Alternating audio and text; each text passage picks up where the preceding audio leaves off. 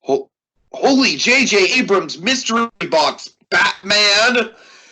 Tiki here, and man, oh man, I am just confused as hell, folks. We've been going through this journey of me watching through Batman the Animated Series for the first time, and I've come upon a particular episode where I'm really going to need some guidance. I'm really going to need some guidance. If only there was someone who could help me out here. Dragon?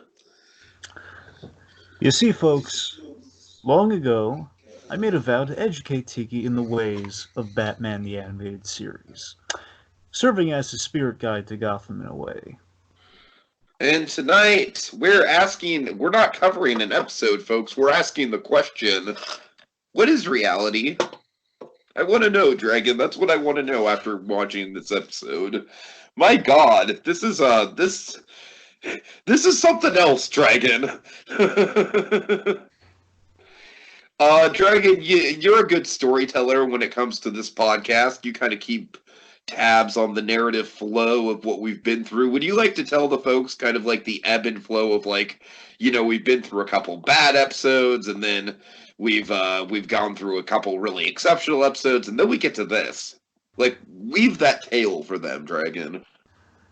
Well, of course, season 2 of Batman the Animated Series is a really kind of lauded season. This is basically where we get a lot of the exceptional kind of iconic, like these like people whenever they make a top 10 list, you get your Heart of Ice in season 1, don't get me wrong. Your Heart of Ice isn't your own leather wings that kind of give you a flair for everything. But then we get into kind of the big iconic kind of standalone episodes of 2. So again, on one side of the equation, like all these kind of these great flag poles, this great kind of flagship, like, oh my God, look at this, this is wonderful. But to get to some of those, you gotta wade. You gotta eat your vegetables. You do, exactly. You eat your vegetables. And again, these are episodes that are not. But let me put it this way: nothing's ever gonna touch Prophecy of Doom in terms of Batman is not operating at. That is the worst of all time.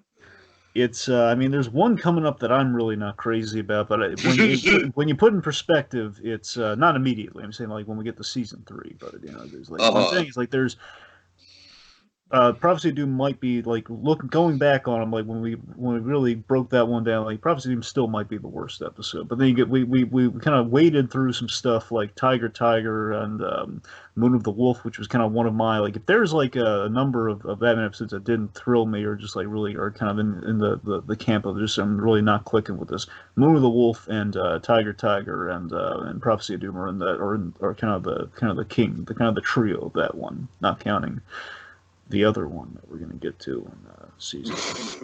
Point being, I like how none of the episodes are Batman in my basement. That's what I'm saying. You and I are both pretty soft on that one. we are. Again, I think everybody goes to Batman basement because it has an iconic villain. Because it's the only episode that didn't. Here's the thing: all those other episodes have the commonality of they don't have like an iconic villain in them, but with the exception of I've got Batman Basement, which of course is early on. So if you ever binge through Batman the Animated Series, you would eventually get to I've got Batman Basement. Like again, it's like success, and then I've got Batman in my basement. Again, a little Amblin-y as we've covered, but it's not the worst thing in the world. It's okay. A little cut anyway. Point being. So we got through that. We have a little glimmer of hope with some like a little bit of terror in the sky, a little bit like it doesn't eclipse his predecessor by any stretch. But then we got to almost got him. We went through all that and we earned almost got him. And then we kind of flew to the rafters, so to speak, with Birds of a Feather, the famed Penguin episode where you developed a new appreciation for the great Paul Williams. Oh yeah. And here we are with what is reality? What is reality, Dragon? I don't know. Big question, all right. Yes. Which, of course, what is reality is the second in the trilogy of Riddler episodes. Dragon, I don't know what to tell you, man. This episode is it's a trip.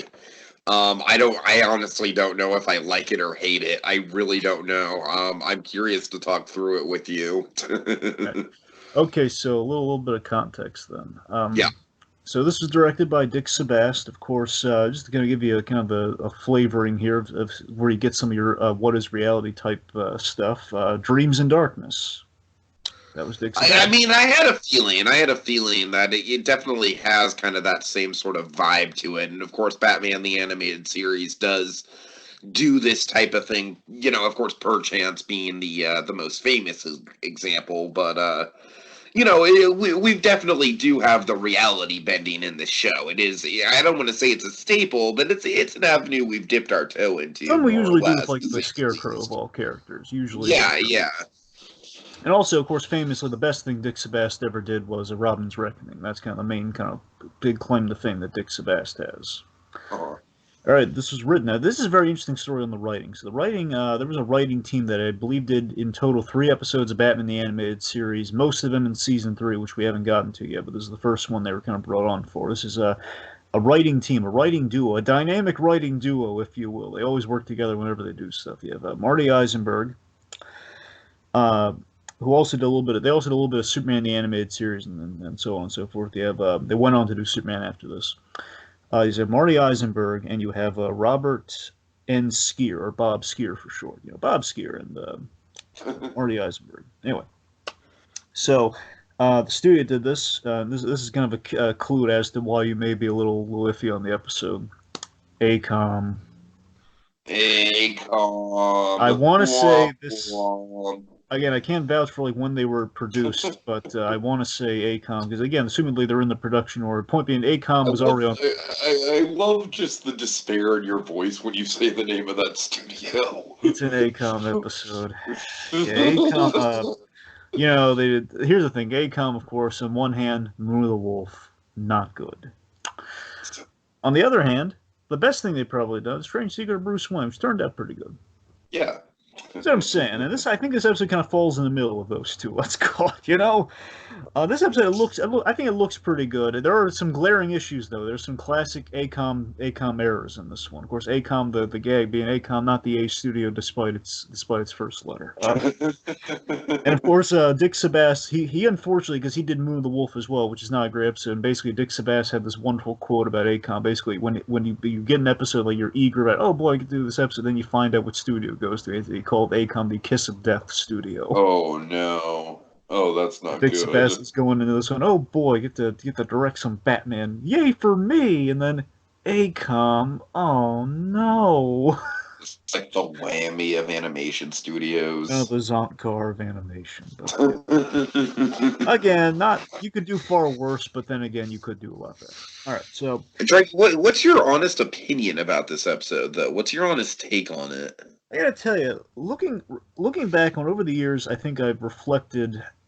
I've kind of gone back and forth on it because I think now I'm a lot more. I see more positive elements of it, but I think it still has kind of the kind of the inherent flaw in is I think we pushed our setting too much with. I think we did too much of the virtual reality. I think that's where we pushed things too far. Mm-hmm. Because I mean, Hardak was Hardak was still in like the Fleischer Superman space, like what we think the future is going to be, a little bit of the '90s like the floppy disk was as far as we. I liked Hardak actually. I thought that was really cool. And that's what I'm saying. I think they pushed it. That's as far as you can push it, and still be within your space. Like wetware is as high tech as it gets in Batman the Animated Series. And then virtual reality. Keep in mind, I have done VR. I did the Star Wars VR, so. You know, Dragon, virtual reality, man, it is there. Like, I still have vivid memories of that Star Wars VR, man. That was a trip. So, this episode is kind of fun to explore, like, the potential of VR in the 90s. You know, I will admit it's a fun throwback in the way that something like Tron is a fun throwback. And that's what I'm saying. On the rewatch, I see a little bit more of the Tron thing they were going for. Right. And I see. Yeah. I love the plot. I love the Riddler's plot. Now, keep in mind, Tron is a very imperfect product as well. That's what I'm saying, though. The fact is, it's the idea that, okay, even though, like what we did better with, like, the Hardak and the wetware and all, because that fits into the Fleischer Superman vibe, this one, though, we're kind of going to what virtual reality would have looked like in the developmental phases, and it kind of, the graduation of what Riddler was doing with the whole computer game of Riddle of the Minotaur, so it kind of makes sense. Uh-huh. But at the time, though, it just was kind of a weird episode. And like, man, really, even Batman calls the episode out in a really great part of the episode. He calls out, like, what is this?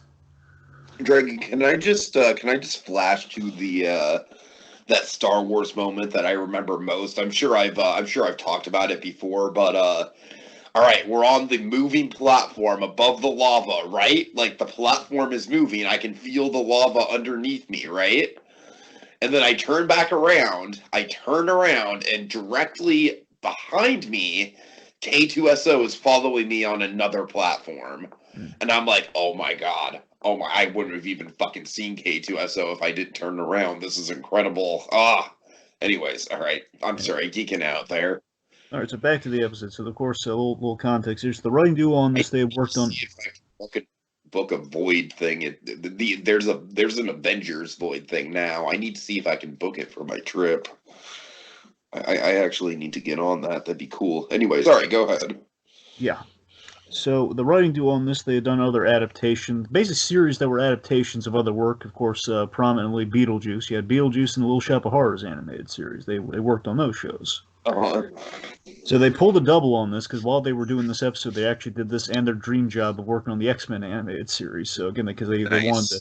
One of them, I believe Bob Skier, he's actually friends with Len Wein, the guy who created Wolverine. So it's kind of a lifelong, like, oh man, I'd love to work on Wolverine, like my buddy who created Wolverine, and ended up getting to do that. So what they did is they kind of broke down the writing process, and they definitely put in their hours on the episode, but they kind of shifted around. Like for example, Marty Eisenberg, he handled all the riddles, all the specific riddles, which of course is the bane of any writer's existence, writing riddles. That's why there's not a lot of episodes of Riddler in Batman the Animated Series. No one likes writing riddles except Marty. Marty loves writing riddles. Uh, Then you have Bob Skier here. Bob he came up with the whole virtual reality angle, and of course now the whole premise of all that stuff came from the fact that Skier had a screenplay. Like many writers, you have a screenplay in your back in your trunk essentially. And Skier in the industry had the screenplay about hacking, which you always had to kind of fiddle with because of the changing times. You always have to update it. And of course, at the time he had this hacking thing he was always kind of working on updating. I don't know if anything ever became of that, but he kind of had that in his back pocket. And that's where the idea of basically a character going off the grid.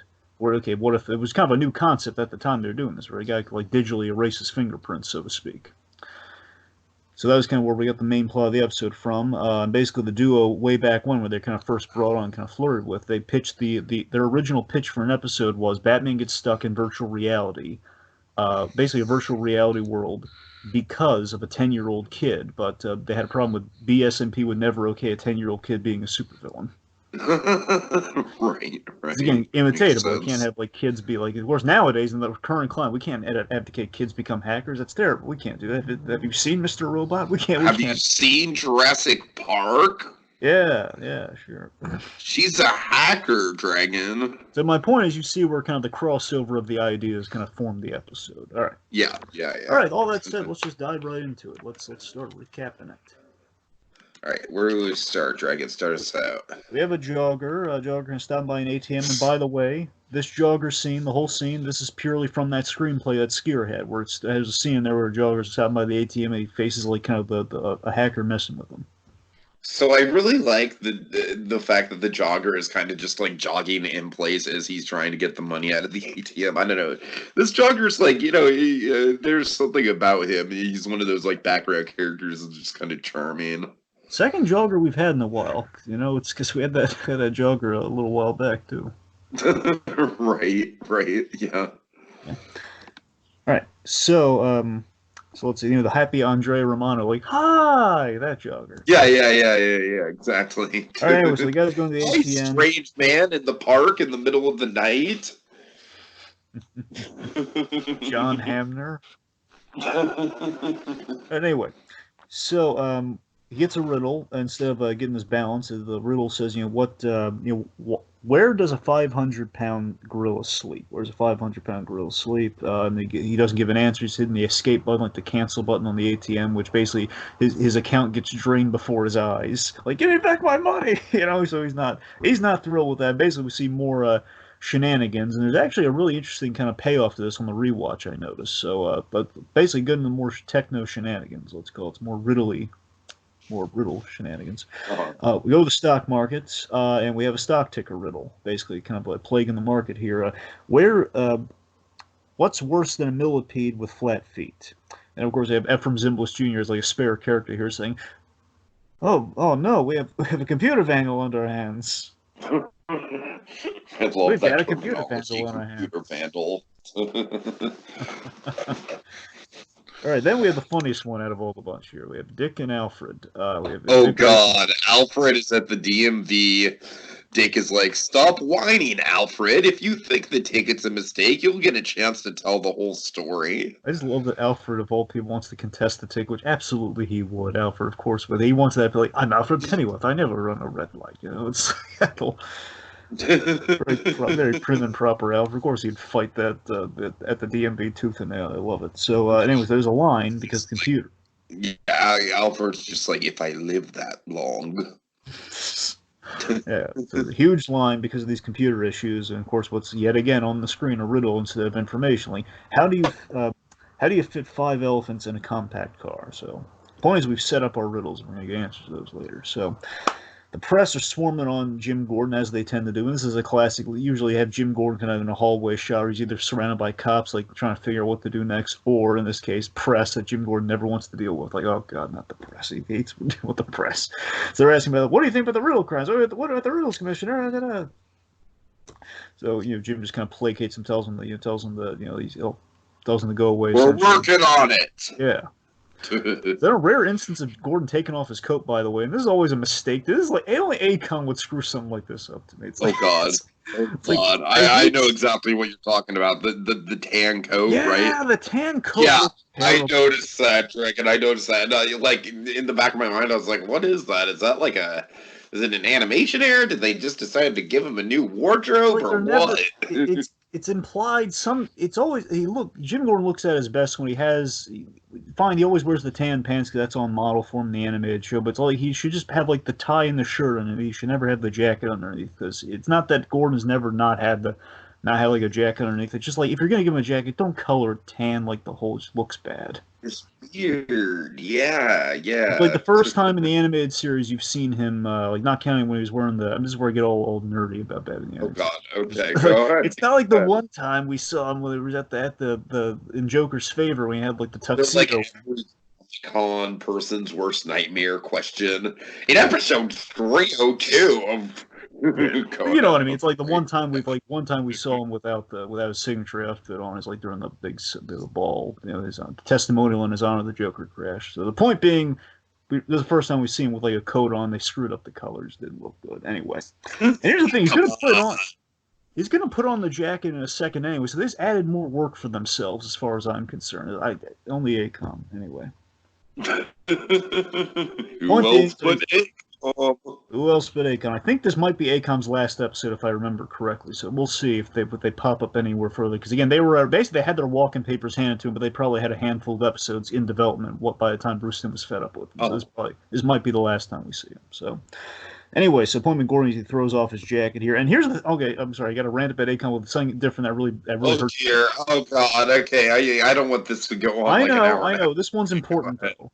I'm convinced. Right. You can tell me if I sound crazy on this. I think they screwed up the timing really bad in the animation. So rarely does that happen. Think about it. When Gordon throws his jacket off and he goes over, he's like about to crack his neck or something. Then Batman pulls a bat entrance, which of course classic, and I love it. I love he emerges from the shadows and says Edward Nygma's made his comeback, and of course Akon botched the timing where basically Gordon he gets scared after Batman's announced his presence, but he's not scared by him. Yeah, I see what you're saying. It's like Batman. He emerges and he says, "Oh, it looks like Nygma's made his comeback," and it's like he's heard Batman. He knows that he's there. He screwed up the bat entrance, man. No, I noticed the timing on that was weird, Dragon. I mean, you're probably more passionate about it than I am, but I did. There's timing mistakes. That Akon made a whole bunch. There's a bunch of mistakes like that through the episode. What I'm saying is rarely is the timing ever been screwed up in Batman the Animated Series. Like the one time I've ever had to bring it up. Yeah. Anyway, back to the episode itself. So basically, the little exposition here with the Batman Gordon, as we like to do. We're basically Enigma's deleting all his files from any of the police databases that they can access, which Gordon kind of demonstrates for him. And again, this is another great Riddler plot for me. And got to remember, the big Riddler's big claim to fame is that he escaped his episode. He escaped kind of scot free at the end of his episode. Batman didn't catch him. Mm-hmm. Riddler had that big claim to fame. He almost got his revenge. I mean, the guy didn't die, but still, he kind of outsmarted the Batman, which is a huge deal. And yet again, Enigma has a really great plan here about going off the grid since Batman exposed him and how he stopped him. So this is really good, though. I love how Batman, he's asking about, what about the hard copies? And just as he asks about the hard copies, which is going to be a big part of the plot of the episode, the plot comes a-calling. No, I still don't understand this hard copies thing, Dragon. I've watched this episode twice, and you're gonna have to explain this to me, man. Okay, the point being, like, I don't understand how the hard copies translate into the virtual reality of it all. Okay, well, you're right about. Okay, we'll put a pin in. We'll cover it as it comes. The point being, Batman's asking a smart question here about, as he asks about the hard copies, which we're going to factor in later. The plot comes a-calling.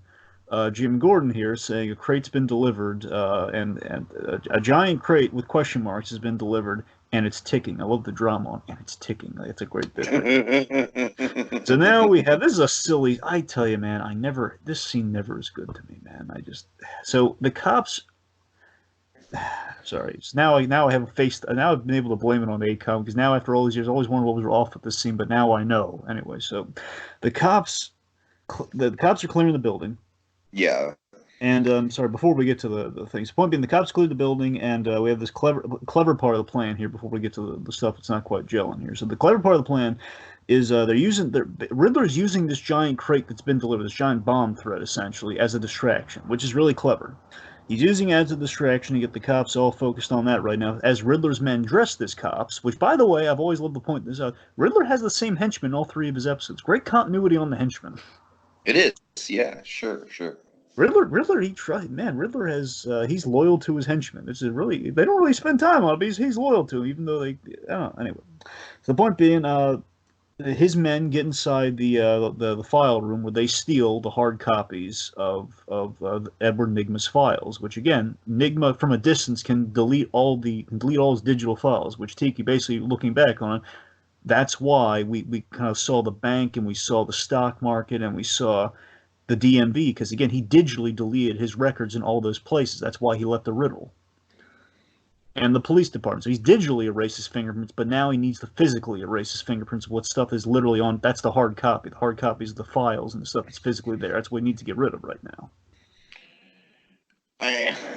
Okay, I guess, Dragon. I don't know. Okay, the point being, it's a clever thing. He's using the distraction, having his guys literally walk in under the cop's nose right now. That's kind of the big takeaway in the moment here, anyway. So his men get the hard copies. Again, success for the Riddler. Anyway, so then Batman and Robin. Here's the silly scene I'm talking. So Batman and Robin, they're examining the giant puzzle box. What? Well, I like this scene because it's kind of like a classic 60s Batman scene, but kind of played a little bit more straight. And also I like how much foreshadowing we have here. We do. And that's the thing. I like the puzzle. I want to make clear, I like the puzzle box itself. It's something that happens in this scene is always just really dumb as all get out to me. So they have this giant puzzle box. Essentially, it's a giant Rubik's Cube or a Baxter box puzzle to avoid being sued. Robin recognizes it as. Well, Dragon, I mean, of course, we don't want to say anything bad about Xerox either.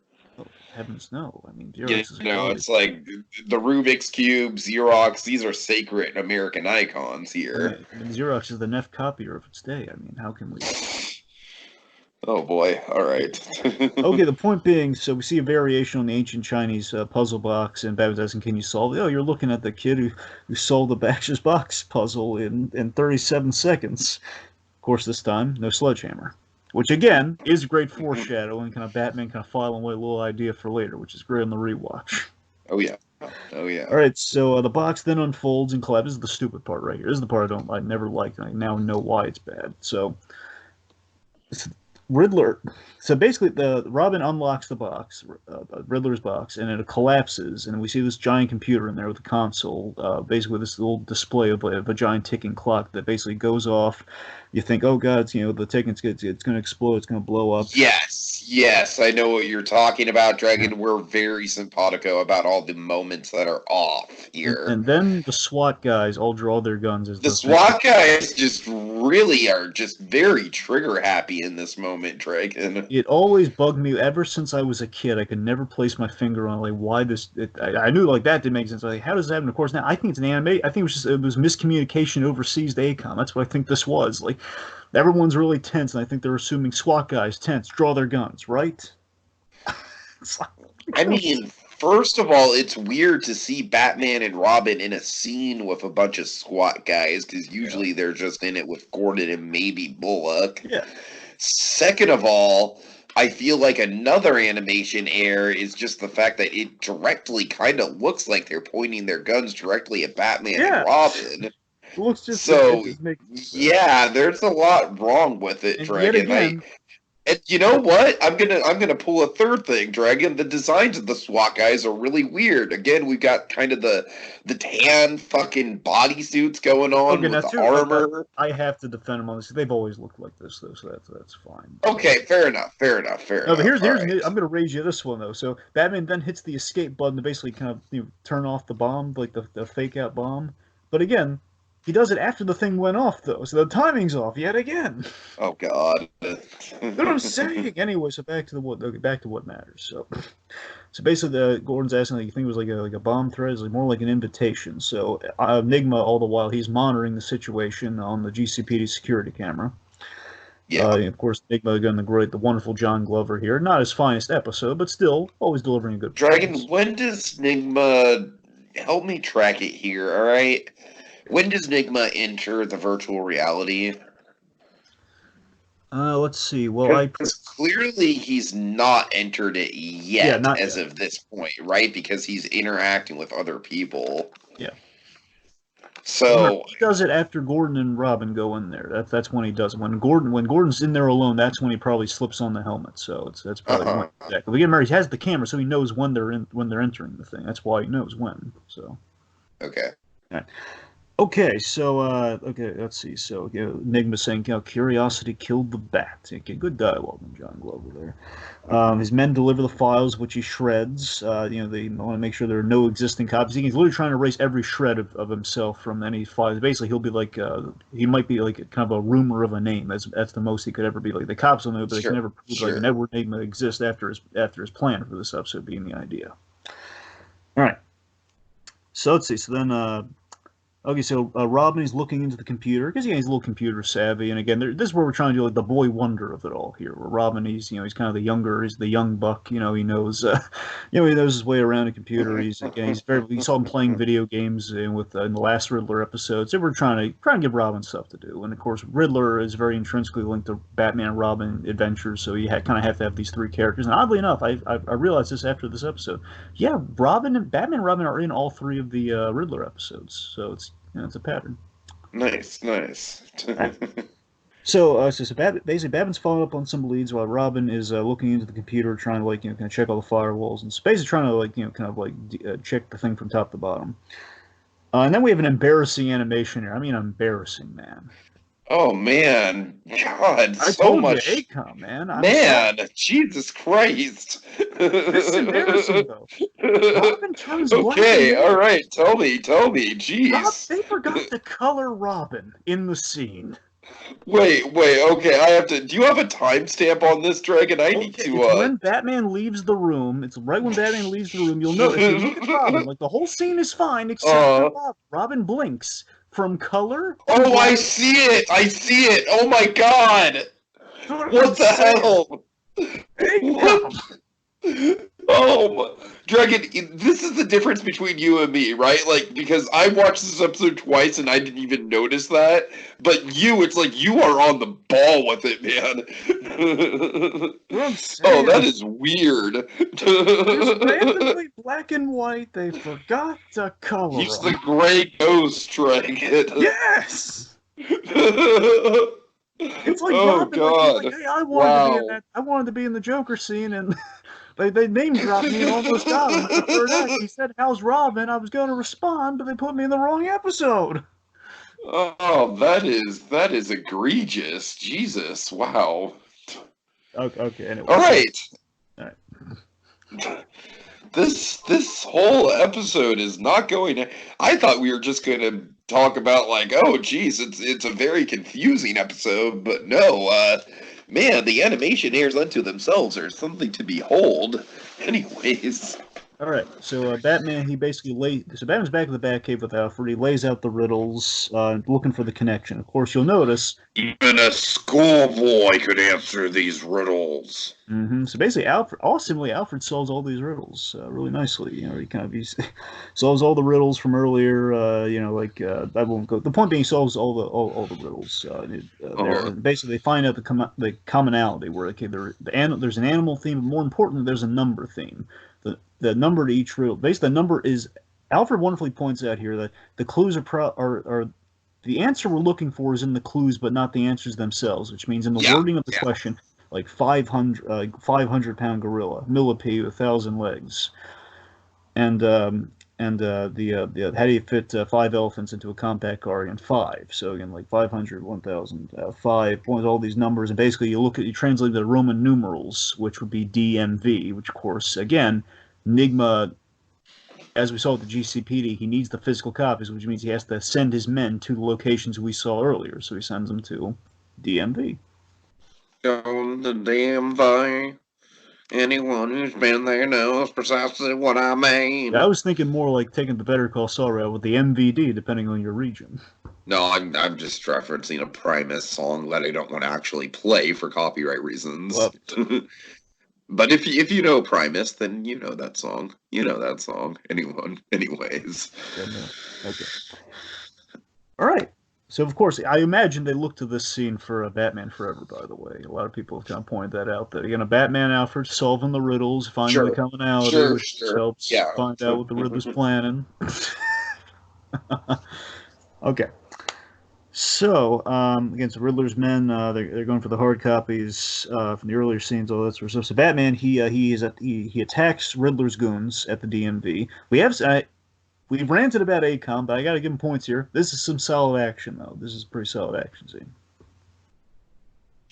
Yeah, it's okay. It's pretty decent. I mean, I wouldn't say it's like great, but well, here's what's really neat about it, though. I love how we're using the environment. So basically, Batman he throws and kicks a man. It gets some momentum when he does that. One of the men he tries to push a file cabinet on the Batman. I love the heft, and that's one of the best bits right there. He tries to push a file cabinet on Batman. He dodges it, and then basically as he chases the one guy out, the other guy's waiting with like one of those kind of line stands, like one of the like velvet rope kind of stands when he's standing in line. Basically tries to club Batman with that, and just crashes the glass. I mean, these are some pretty formidable goons. They do kind of bring Batman to his knees a little bit.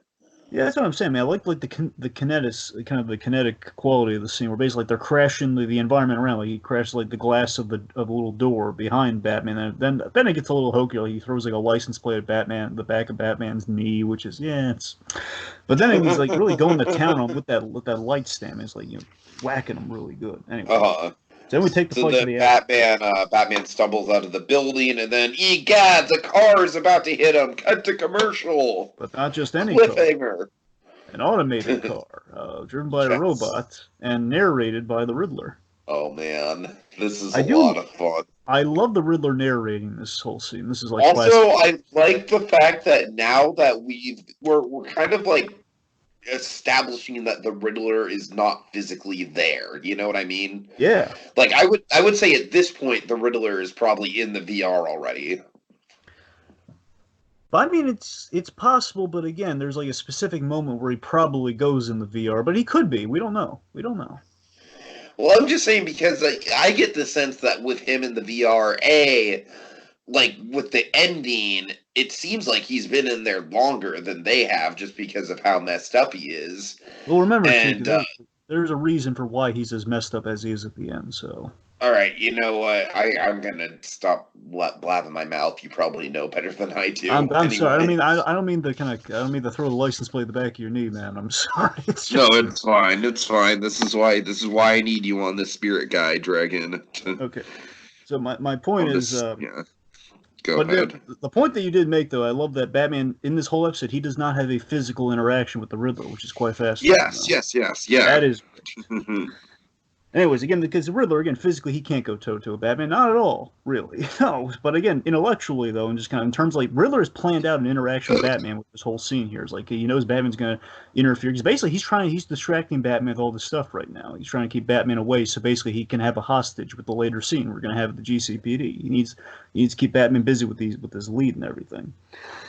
So let's see. Basically, Batman jumps forward, jumps out of the way of the car. We have this really great bit where basically oh god, the automated car. It says, "Oh, I was never good at parallel parking or pedestrian right away." And all of it, all this is outside the DMV with all the driving gags. Right, right. Then he grapples up this lamppost. The car bashes right into the lamppost, which causes it to fall down. So Batman's on the hood of the car. Again, good action. Akon was good on the action on this one, just not good on the continuity at all. So we see the robot driver. Batman punches through the windshield. So basically, the car is driving towards a wall, as Riddler playfully mentions. Oh, and it's full of nitroglycerin. So basically, Batman jumps off the last second. We get kind of like a die-hard moment of Batman like jumping out of the way of a fireball. Yes. And I love how dangerous and in control Riddler is in this scene. That's what's really great about this. So basically, as Batman's like evading fiery, explosive death right now. Meanwhile, Robin is having a bonding moment with Commissioner Gordon, which is quite nice. Okay, yes, it's nice in the moment, but Dragon, I love how this is like an innocent little playful thing that kind of goes horribly, horribly wrong. This is my favorite part of the episode. It's so ancillary. It was so like such a nice little moment, and it was so wrong. And then it turns into like a mini version of the Killing Joke almost. It's like, oh god, poor Gordon, Jesus, he's just being put through the ringer. Oh yeah, there are things I could tell you, man. But anyway, let's get into this, Dragon. This to me is my favorite part of the episode. So Robin shows Gordon. Gordon's asking like, how does it work? So basically, Robin, they found the helmets and everything. So basically, Robin, he's figured it out. And he's poked around. Gordon re-enters because Robin summoned him. Like, okay, he said, like, let me know when you find something. So he's found something. So he basically shows him how the VR program works. Basically, you put on the helmet, and your mind is put into the virtual reality where everything feels very real. It's kind of this again. The thing it reminds me of most now. Reminds me of the Freakazoid episode where Cosgrove and Freakazoid went into the virtual reality thing at the mall. Remember? Yes. It has the checkerboard floor and everything, which of course is basically the ideal early computer stuff would have the checkerboard pattern when you would do kind of high tech stuff at that time. So that's Anyway, so this is as far as so again, as I mentioned, this is kind of as far as we push the tech and the answers. But again, we made it look dated with like the red and the black kind of color pattern on the inside, and again, all the little age-old kind of video game details like the early stuff. So it was, I'll give them points there for the it helps is my point. It helps. Yeah. I love how wowed by the virtual reality Gordon is. So he's like, it's yeah. Like he's trying something new. Like, oh boy, the next generation might have a few tricks up its sleeve. Wow. You can even feel it. Yeah. It gives it a try after Robin gives a little demonstration, which impresses him. And again, it's such a nice little moment. And, it's like so rarely, especially in the animated series, rarely does Gordon ever share like a scene just with Robin. Ever. Right. Yeah, it's like we get plenty of Robin and Alfred bits, but... If I'm being honest... But not a lot of Alfred and Gordon. If I'm being honest, I want to say in the whole animated... Alfred and Robin, you know what I'm talking about. I'm mixing up my words. It's late. Anyway, sorry. My point is, I think I want to say in the whole entirety of the animated series, Gordon and Robin have only shared 2 scenes together in the entire series. Oh yeah. I mean, just them, just the 2 of them. Like, that's the thing. Anyway, but yeah, it's a nice little scene there. Okay. So anyway, I love this. All pleasantries, of course, at play here. So after we see like the extra steps of the inside, basically we get the Inception line essentially, where it was asked like, yes. I saw this and I was like, oh man, Nolan, like someone ripped someone off here. Well, if anyone's going to be able to get away with it, especially for what he's done with the character of Batman, I think we, you know. Fair enough. So, but yes, basically the explanation, like, where did Enigma get how did Enigma do this? How did he do all this? Basically, it's based off a military, experimental military program. Basically, it's a combat simulator, which, of course, Inception purely marketed off the combat simulator that fell into the hands of kind of mind heisters, if you will. Right. So basically, and of course, here's the most dated line of the whole thing here. The computer's not hooked up to a phone line, so there's no way Enigma's going to get in here. He's not connected to the internet at all with this. Oh God. So we have to worry about Enigma. So Robin's going to grab a snack, and here's the pleasantry: is Robin's about to go. I'm going to go grab a snack. You want anything? No, I'm not hungry. And Dragon, this pleasantry, this little tiny pleasantry, this little exchange just leads to so much chaos for Jim Gordon in this VR nightmare. Robin going to get a snack. I love how mundane that mistake is, Dragon. It's 2 bits. Robin went to get a snack, and Jim was just taking it like a little moment. Is this poor character of Jim Gordon? He just wants so little in life. He's like smelling those digital. He's smelling the digital roses. Like, wow, look at where we're going, man. Look at this. Like Gotham is kind of burning down around me on a regular basis, but look at this. This is kind of nice. Minute he does, Riddler appears, and now at this point we know definitively Riddler. He's put on the helmet. Now he's seen that. Okay, now he has his hostage, which is the whole point of like what he's wanted. Like, while Batman's away, he's going to grab a hostage. Within whoever puts on the helmet that tests it, will have a hostage. The door locks, and now Jim Gordon is in the VR, is in the virtual reality, and now he's at the Riddler's mercy. I love he's imposing Riddler. Looks like holding little Jim Gordon in his hand, like Fay Ray and King Kong. Right. The really great image of the Riddler. So again, as weak as the Riddler could physically be in the real world, he's a giant. In the world that's shaped by your mind, the Riddler is a god in this world, which is terrifying. Oh yeah. Oh yeah. Robin smashes the door. He tries to remove the helmet to get Gordon out of there. Unfortunately, the Riddler has anticipated this and just had this really giant electrical feedback. Hits Robin. He's like throws him across the room, knocking him out. And then we have, oh god, you're gonna love this. We have the dancing mustache shot.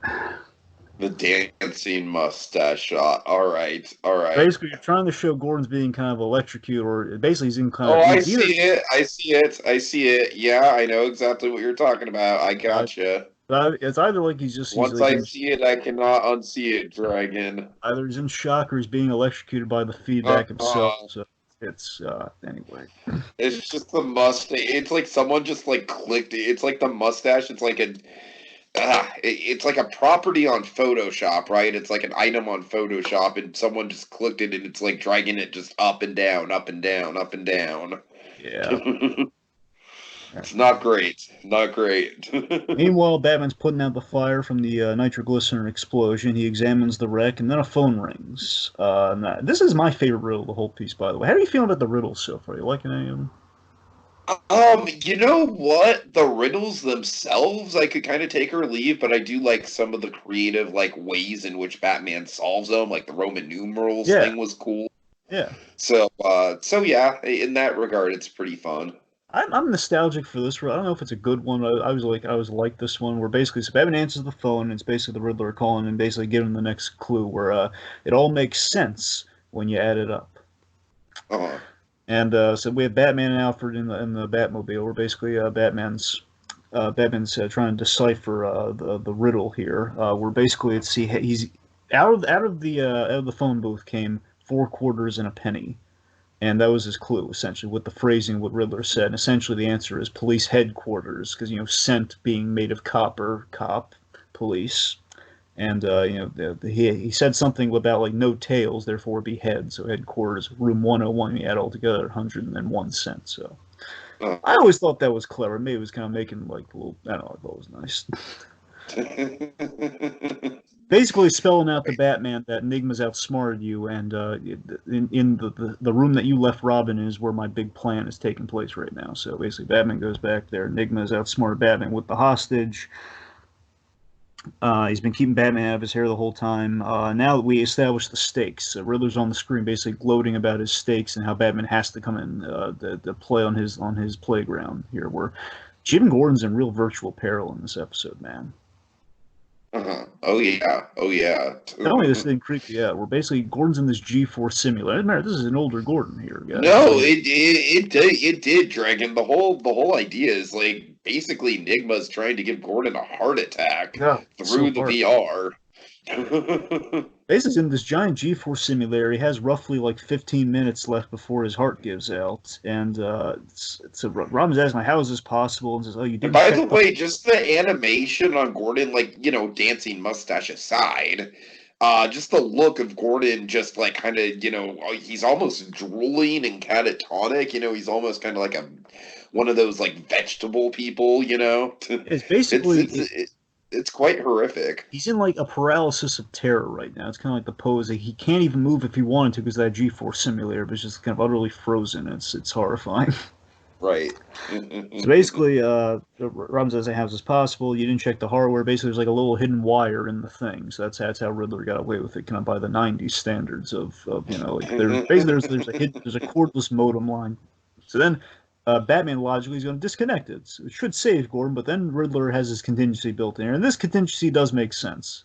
And this is quite horrifying too when you think about it. He says, "I wouldn't do that if I were you, Batman. If you unplug that, the sudden stop, if Gordon come back to reality, will be like him hitting a wall at 400 miles per Makes hour." sense. It makes sense to me. God, which is horrifying the way. But as I'm saying, the Riddler is how well thought out this revenge plan against Batman. We saw how well thought his revenge plan against Cameron Kaiser was last time. This is like his revenge plan against Batman. That's the horrifying thing about the Riddler. The Riddler, when he plans, man, Oh it's nothing yeah. to miss. Okay, so Batman now. I love this. Without hesitation, Batman's going in to get him. He's going in to get Gordon. I love it. Without hesitation.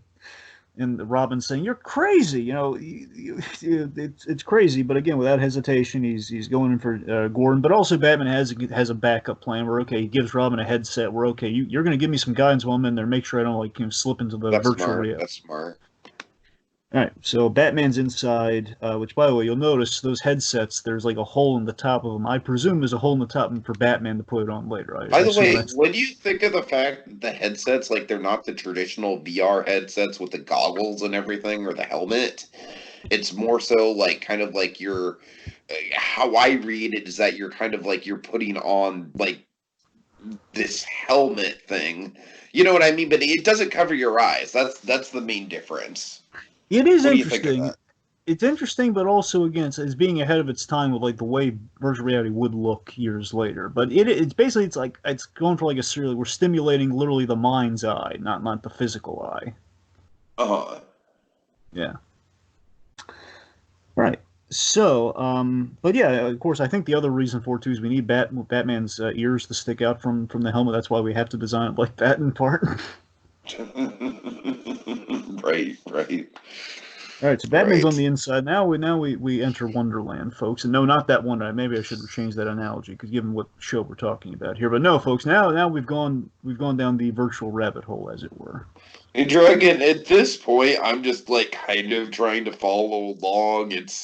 I don't know, things get wacky at this point, man. I mean, Well, I don't get me wrong. I love the setup. All right, I love the setup of Gordon. Like, like Batman has to go into the virtual reality world to save Gordon because he can't just snap him out of it. That'll kill him. I love the setup of it, but you said earlier where you think that they went maybe a little too far, and I very much agree with you. I think this whole third act is kind of pushing it. yeah, the third act is the reason this is not my favorite Riddler episode. Personally, this is where they really. It's not that I have more. I think I have more respect for it years later what they were going for, but it's still. It just feels like it's a little outside the realm of what we can do with the setting of which we've established for this Batman. It feels like a little too. I don't know. Yeah, You know. yeah. But again, like years later, we do stuff. Again, it's not like a chemically induced thing. It's the fact that it's like virtually induced. That's the weird thing about it. I don't know. I hear you. Yeah. Okay, so Batman's on the inside, and we have like we have the. I do love speak again, making peace with it. Just we have it. We're gonna live in it again. Is it? Do I don't think we should be doing this sort of stuff with this Batman, but we did. So making peace with it. I think we do have some really neat visuals in this scene, though. Like for example, Riddler's just head in his hands. That's kind of a neat little thing we have going on. There's like kind of Riddler's kind of this kind of floating head and hands. Right, right. So Batman's walking through a hall Speaking of of trippy doors. visuals, Dragon, Yes. what do you think of the question marks, the fighting question marks? Yeah, the fighting question marks. It's a I gotta weird. tell you, Dragon, to me, this was like some straight out of Yellow Submarine imagery right here. Given the design of the Joker, I wouldn't put it past them. That's what I'm saying, man. Just the whole like, oh, it's like imagine if like an anthropomorphic like musical note came alive in Yellow Submarine and started fighting the Beatles. Like that's what this is like, Dragon. It's just like this is kind of where the point where the episode really enters like, all right, what am I watching kind of mode. So of course, as they're shooting at Batman, we see Batman kind of evading and maybe getting hit by a few, and we see on the outside Batman like physically responding to it as he's kind of being injured. And of course, Riddler points out, "Oh, no extra lives in this game, I'm afraid." You know, it's oh god. Again, basically Riddler the programmer, which again, this is why I'm of two minds about the stuff because again, Riddler is a programmer, and this is the escalation of the Riddle of the Minotaur game, only a little bit more higher tech. Uh, So let's see. So then basically, Robin warns quite about an experience being riddled with questions, isn't it, Batman? that's fun. That's a fun line. So then Robin warns him not to open the crazy intent door because that would be locomotives. And this is where some of the stuff gets really corny, though I got to admit. So like locomotives. So now a train's coming by, and basically Batman. Oh God.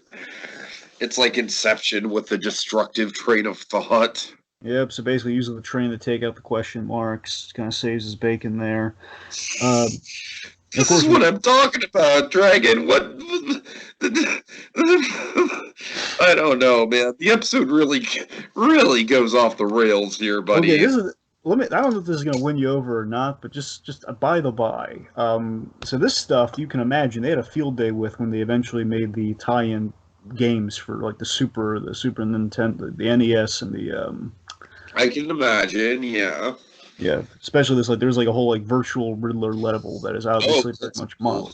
modeled after this episode. So there's definitely where their headspace was at. So that's what I'm saying. I buy that more in a game than I do in the actual episodes. I guess Right, what I'm saying. right, It totally, feels like a totally. video game thing, which again, Riddler's MO is video games, but it just feels like it's a little too. I don't know. It's never. Anyway, I'm saying the same thing over again. Forgive me. Let's just move forward. So. All right. But we do have the chess, and the chess is I like the chess game, Dragon. That's probably my favorite little vignette within all this VR stuff with Batman. And again, it's the little nod to the programming of again all the chessboard patterns, what you would use to program, and Sure, what's really sure. great about this too. I love the riddle that gets us there too, like the chessboard thing where um, Robin gives him the chessboard tip of like look for something in relation to chess, and he sees a number on the door 4096, 4096. So basically, there's 64 squares on a chessboard, and 64 squared is that number. You know what, Dragon? I will say that for all this episode's wonkiness and like what the hell is going on of it all, this is one of the high caliber episodes that does kind of show off Batman's detective skills in a very overt way. It does. So I will give it credit there. So we have this awesome. Now this is to me is the best visual image of all the virtual reality stuff. I love Batman on the chessboard in space with the Riddler kind of holding. With Riddler, yes, holding the chessboard. Yes, yes. Dragon, is that one of the thumbnails that you sent me for this? Yes, one of them. Okay, good. I'm probably gonna use that as long as the dimensions work That's what I'm out. saying. I can't vouch for the dimensions, unfortunately. Yeah. Believe me, I looked, but we'll see what we're. I'll see what I can do with it, though. I'll see what I can do with it. Okay, the point being is you have like there's also this other great thing where you have the Riddler turning into the moon, holding it as he gives the riddle. As you do. Again, that basically gives like the end of day when of course he turns into a moon with a giant smile on his face as it kind of goes down with like a setting moon, which is great.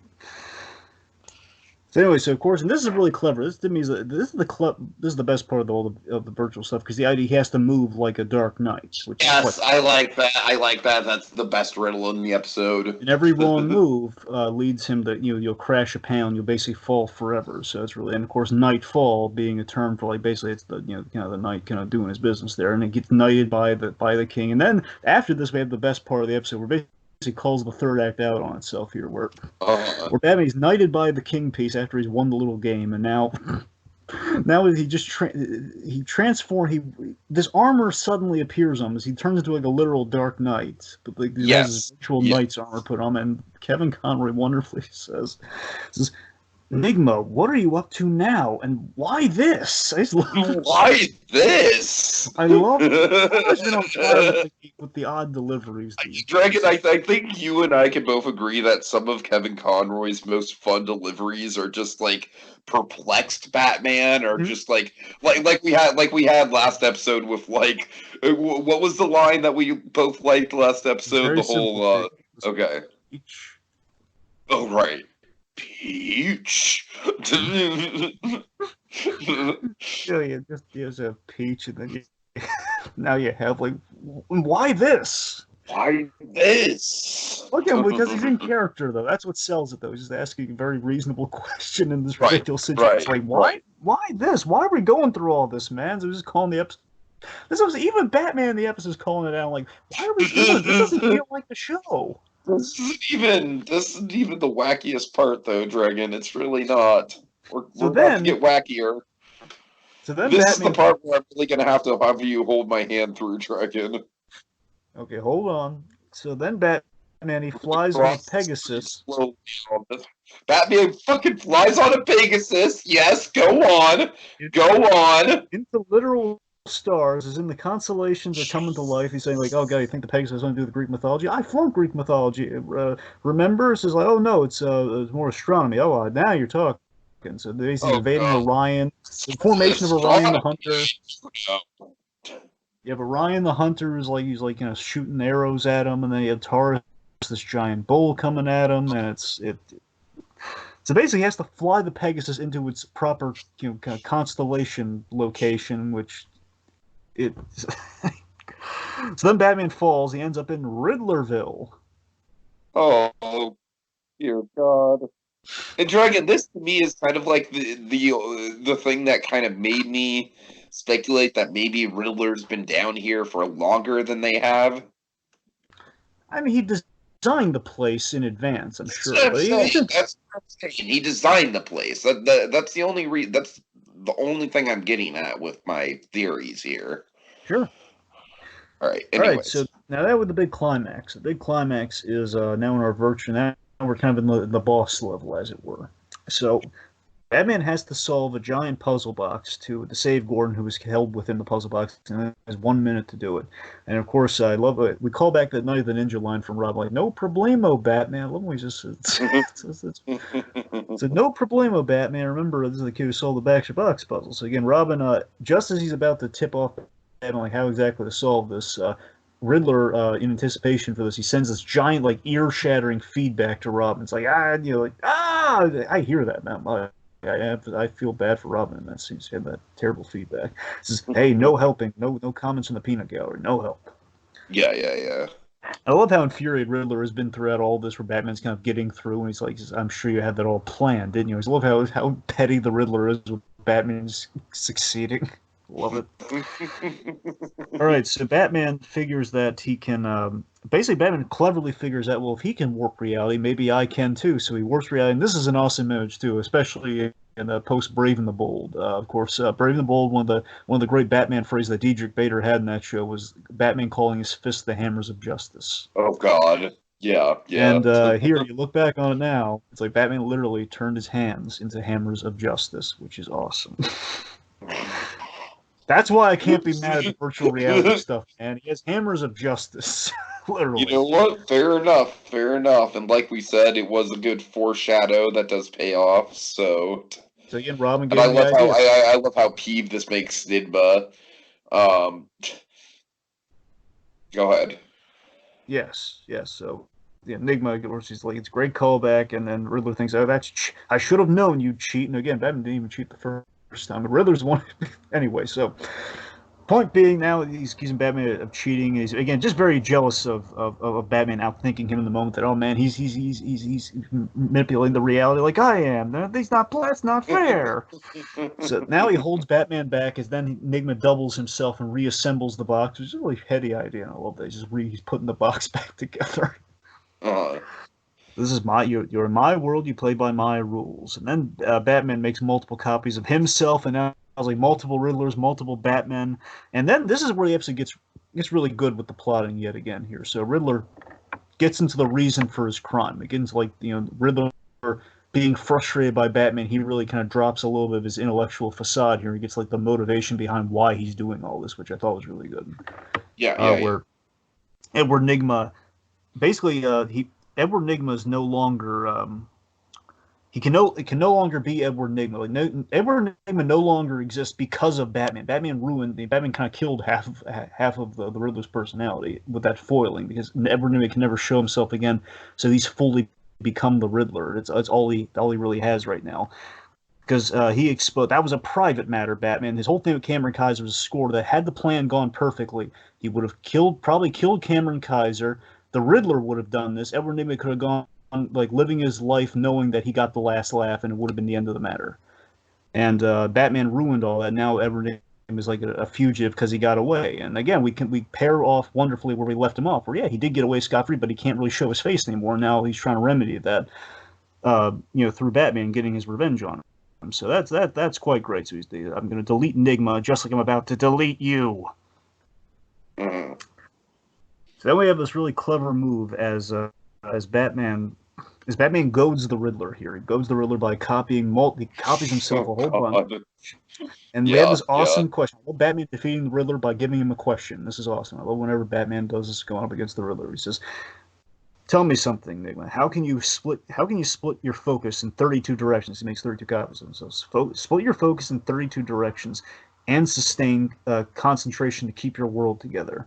And of course, the answer is you can't, and the whole world collapses around. That's an awesome Batman going up against the Riddler thing. And and like I said, it definitely illustrates kind of like the detective quality. You know what I mean? Kind of the Batman sort of like, he's not using fists, and as we kind of already illustrated, Riddler not the most physically, he doesn't have a lot of physical prowess to him, but he can very much go toe to toe with Batman in a war of knowledge, in a war of wits. So with this, I feel like it is a very appropriate kind of like end to the Riddler here, at least in this episode, of like, okay, yeah, Batman has gotten the last laugh of just like, he's outsmarted him. He's kind of like maneuvered around the Riddler, even though, like I said, the Riddler, I get the sense that at the very least he's gone into the VR before to set everything up. I don't know, maybe I'm thinking too far into it, but at the very least he seems to, invested in it, and Batman's just like, nope. All right. So basically the clock drops in the box. They have the giant G-force simulator popping out of it. Batman saves Gordon. He removes his helmet, removes his own helmet then. They're out of there, and Enigma says, I can, on the screen now, and this is really great. So Enigma says, I can escape just as easily as well. He removes his hat, and seemingly he's out of the woods. But then, I love this. I love Tiki. This is the thing on the rewatch. It still makes it kind of sing a little bit, even though that virtual reality stuff is iffy for me. Is that I love Riddler's comeuppance, where the Riddler, because he can't resist it, because again, he just needs to literally remove the helmet and just fully get out of there. That's all he needs to do right now. He can yet again get away scot-free and just be on. He could have evaded everything, but he has to stay behind and he has to gloat with one last riddle. He says, if the planet were equitable, I'd still have my old job. But again, something goes wrong before he can really get out of there and basically kind of make his exit there, because he had to stick behind. He had to give the riddle that would basically be a clue to his location where they'd be too slow to stop him. He has to show off. His ego gets in the way yet again. He says, no, not yet. And then basically he gets kind of caught as the whole world's going down around him. He didn't escape in time. And so they're left wondering, man, wonder what happened to Enigma. I guess we'll never find him, but Batman solved that riddle. He knows where. And we have the groan-worthy riddle of the World's Fair, because the exposition that he had, fired All exposition. right, that wasn't great. That wasn't To be great, but fair, it's though, meant to be a groaner. It's meant to be a it groaner. is. The writers knew this, and that's why they have Robin saying, "Oh, brother." So here's the great comeuppance, man, the haunting comeuppance. Uh-huh. So that last riddle, that last taunt, is Nigma just kind of left in this comatose, trapped state while he's been trapped in Yeah. his own program. Yeah. And Dragon, this is what I'm saying, man. Like I mean, I know there's a reason why he's more messed up than Batman and Robin were, but like he really is just like gone. He is like in a vegetated state right now. That's what I'm saying, because he wasn't able to take his helmet off. That's the idea, Tiki, is that he Sure. has Okay, these I lingering. get you. He basically, because of that last riddle that he gave them, just to taunt and basically tip off his location, as he always does, that last little riddle, that last gloat against them, because he did that, he didn't have time to take off his helmet. So as the world was collapsing, the virtual him was stuck in that world. So he's trapped in that world. Uh-huh. And so that last taunt, it cost him what he values most, his mind. He lost his mind. That's the worst thing you could ever do to the Jesus Riddler. Christ, that is some Twilight Zone shit right there, Dragon. But I mean, I don't think seriously, this episode is like as eloquent as like Birds of a Feather in no, it terms of the isn't. Twilight Zone of it all. But like that ending is very Twilight Zone, though. That, he lost. It's very much like the whole like my glasses. I can't read without my glasses. Exactly. He's lost his mind, and Batman has It's the great not last fair. line. And Batman has the last line of the episode here, where he says, they're wondering how do we get him out? Like the only person, how do we get him out? Well, the only person maybe will get him out. How do we get him out is a riddle only maybe no one else can solve. Like no one's going to be able to solve how to get him out. Oh man. So yeah, again, go ahead. And again, he's just stuck there with now. This is the proper way to do it. Instead of a dancing mustache, you have like Riddler just kind of his eyes twitching. He's like complete like this giant beady eyed like oh god, he's the life has been sucked from him. He's just this it's so horrifying. And he brought it all on himself. Just perfect comeuppance, but terrifying, mind you. This is what happens when the employees at the Void forget to turn off your helmet. Mm-hmm. All right. By the way, Dragon, I checked the Disney World thing. They are not running Avengers at Disney World. They're only running the Star Wars thing. Disappoint. Anyway. I had a feeling. All right, so final thoughts here, Dragon. I like this one okay. I mean, I'm not going to pretend that it's nearly in the same league as the last couple we've had, but it's fun, and I think it's certainly a step up from like the Tigers of the world at the very least. And Dragon, I think the Tron comparison is very apt because this does feel like Tron. It's very much a kind of like a what if, kind of like on the forefront, much like Tron was like kind of like online gaming and computers. This is very much like on the forefront of virtual reality and stuff like that. So, in that regard, it's cool. I like how Gordon just gets so screwed over. It's like, over something as mundane as a snack. I think the ending's pretty haunting. So overall, it's a decent episode. I don't necessarily think it's going to be like one of my big, tentpole memorable episodes by any stretch. In this little thing we're doing, rewatching everything, but still I'm glad I saw it. It's a good chapter in the Riddler story for sure. So, right. Final thoughts for me. This stuff, it's the weak link in the Riddler trilogy from the animated series. But looking back, it does have stuff going for it. Again the continuing, how we continue the track that we laid out, and if you're so smart, why aren't you rich? I love how we kind of pick up where that one left off with kind of our plot. And again, honestly, the Riddler's whole like erasing himself plot, I think, is really good.